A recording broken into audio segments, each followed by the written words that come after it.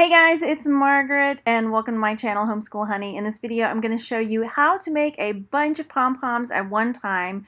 I needed to make a ton of pom-poms for a jack-o'-lantern rug that I was making, and I knew it was going to take forever to make them one by one by one. So I'm going to show you a quick method for making pom-poms all at once. Make sure that you pull the thread or the string from inside the yarn. It'll keep it from knotting up. If you choose the one that wraps around the outside, it tends to get knotted up a lot. So I'm using a quick method to make a bunch of pom-poms at once.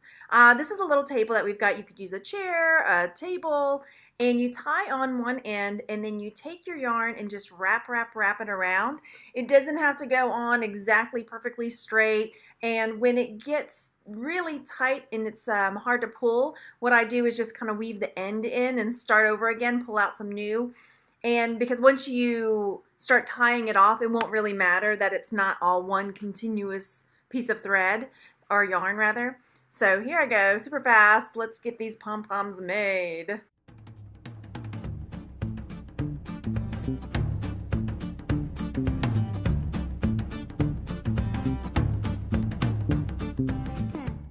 Once the yarn is all wrapped around to the right thickness, you can make them as thick or as thin as you like. The more yarn you use, the poofier it is. Take a length of yarn pretty long, and you're going to double it over and make a little loop.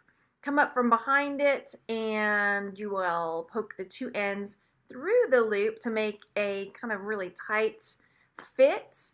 You're going to pull that really tight and then tie 2 knots. Sometimes I had to tie 3. Yeah, push it up there, because each one of those is going to go between a pom-pom.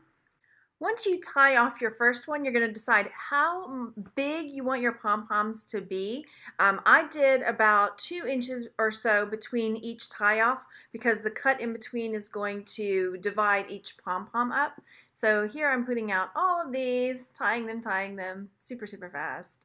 Next, you want to cut in between each of the strands. Make sure you don't cut those long strands off, because those are going to be used to tie the pom-poms onto the back of the rug. So there's our first one, and I'll show you in just a second how to puff them up and to make them look a little more pom-pommy.